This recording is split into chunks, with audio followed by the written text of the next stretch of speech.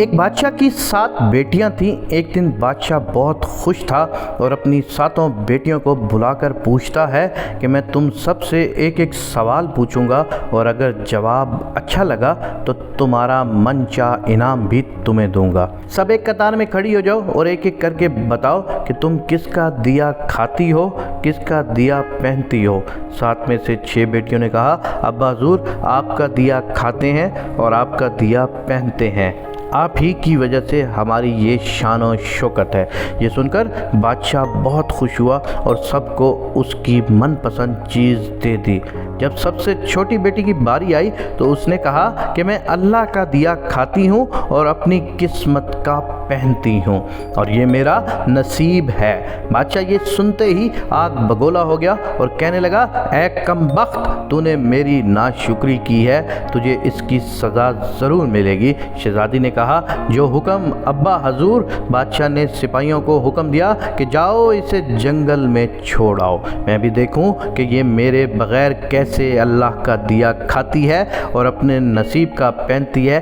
شہزادی سے تمام زیورات واپس لے لیے گئے اور خستہ حال کپڑوں میں بغیر کسی ساز و سامان کے بادشاہ کے حکم کے مطابق جنگل میں تنہا چھوڑ دیا گیا۔ لیکن شہزادی بہت پرسکون اور مطمئن تھی اور توکل اللہ تھی کہ جو اس نے رزق اور عیش و عشرت میرے نصیب میں لکھی ہے وہ مجھے ضرور ملے گی۔ سب سپاہی شہزادی کو چھوڑ کر واپس چلے گئے۔ شہزادی جنگل کو دیکھنے لگی، چاروں طرف درخت ہی درخت تھے اور دوپہر سے شام ہونے والی تھی کہ شہزادی نے سوچا کیوں نہ کچھ لکڑیاں جمع کر لوں تاکہ رات کو آگ جلاؤں اور پھر کوئی جنگلی جانور اس کے پاس نہ آ جائے اور رات بھی گزر جائے گی۔ شہزادی جنگل میں لکڑیاں ڈھونڈنے چل پڑی۔ اس کی نظر ایک جھونپڑی پر پڑی جہاں باہر ایک بکری بندھی ہوئی تھی اور اندر سے کھانسنے کی آواز آ رہی تھی۔ پہلے تو شہزادی بہت حیران ہوئی کہ اتنی ویران جگہ پر جھونپڑی۔ جب وہ جھونپڑی کے اندر داخل ہوتی ہے تو کیا دیکھتی ہے کہ ایک بوڑھا ضعیف ایک چارپائی پر لیٹا ہے اور کھانستے کھانستے پانی پانی پکار کر رہا ہے۔ شہزادی ادھر ادھر دیکھتی ہے تو کونے میں ایک پانی کا گھڑا پڑا ہوتا ہے۔ وہ گلاس میں پانی بھر کر بوڑھے ضعیف کو پلاتی ہے اور جھونپڑی کی صفائی کرتی ہے۔ اتنے میں بوڑھا ضعیف شہزادی سے پوچھتا ہے کہ بیٹی تم کون ہو اور اتنے بڑے جنگل میں تم اکیلی کیا کر رہی ہو؟ تب شہزادی اسے بتاتی ہے کہ وہ یہاں تک کیسے پہنچی۔ بوڑھا ضعیف اسے جھونپڑی میں ہی رکنے کا بولتا ہے اور کہتا ہے کہ میں شہر میں کام کرتا ہوں، صبح شہر چلا جاؤں گا اور 8 دن کے بعد آؤں گا، تم یہیں رہو اور جھونپڑی میں کھانے کا سامان ہے اور ندی پاس ہی ہے، تم وہاں سے گھڑا بھر لیا کرنا۔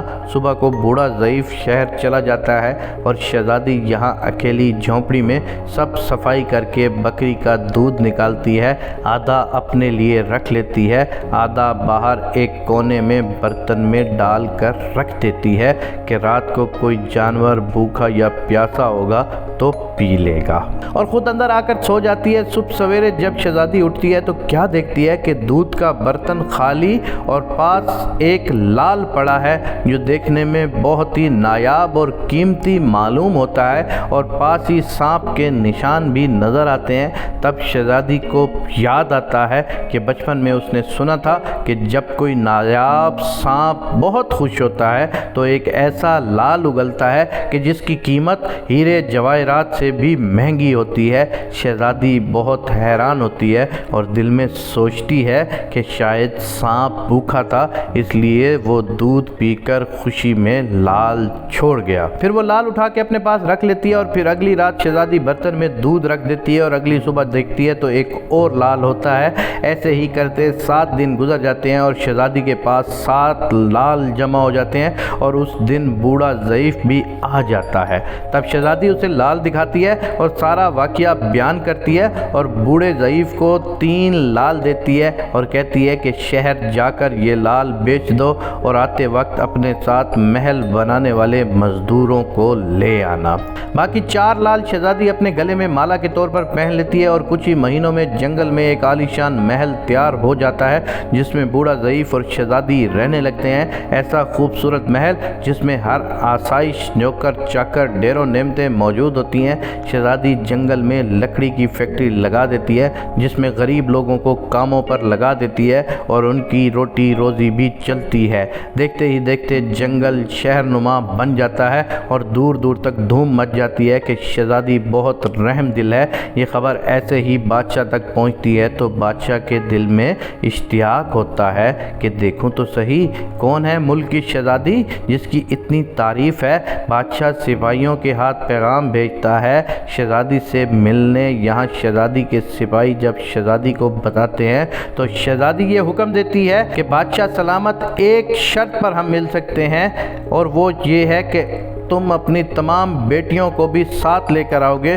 سپاہی جا کر بادشاہ کو پیغام دیتے ہیں۔ ایک دن بادشاہ اپنی تمام بیٹیوں کو لے کر شہزادی کے پاس پہنچتا ہے تو کیا دیکھتا ہے کہ یہ وہ شہزادی نہیں، یہ اس کی اپنی بیٹی تھی جس کو اس نے اپنے محل سے نکال دیا تھا۔ بادشاہ اور اس کی 6 بیٹیاں نہایت حیران اور پریشان ہو جاتی ہیں اور اس سے پوچھتی ہیں کہ یہ سب کیسے ہوا، اور وہ جب چھوٹی بہن ساروں کو یہ قصہ سناتی ہے اور باپ کو بتاتی ہے کہ میں نے تم سے کہا نہ تھا کہ میں اپنے نصیب کا پہنتی ہوں اور اللہ کا دیا ہوا کھاتی ہوں، تو دیکھ لو اللہ کا دیا ہوا یہاں پر مجھے مل گیا اور میرے نصیب کا کھانا بھی مجھے مل رہا ہے۔ وہاں وہ محل جو آپ کے پاس تھا وہاں میں آپ کی محتاج تھی، لیکن یہاں پر ہر چیز میری ملکیت ہے۔ اس بادشاہ سمیت اس کی 6 کی 6 بیٹیاں اپنی بہن سے معافی مانگتی ہیں اور بادشاہ سلامت بھی اپنی بیٹی سے معافی مانگتا ہے اور کہتا ہے کہ بے شک بیٹی تو سچی ہے، ہم سب اللہ کا دیا ہوا کھاتے ہیں اور اپنے نصیب کا پہنتے ہیں۔ خداوند کریم سے یہ دعا ہے کہ اللہ تو ہمیں زیادہ سے زیادہ عطا فرما اور اپنے نصیب کا ہمیں پہننے کے لیے توفیق عنایت فرما۔ میرے پاک اللہ جتنے بھی لوگ ہیں غریب ہیں مسکین ہیں ان سب کی تو غیب سے مدد فرما، آمین یا رب العالمین۔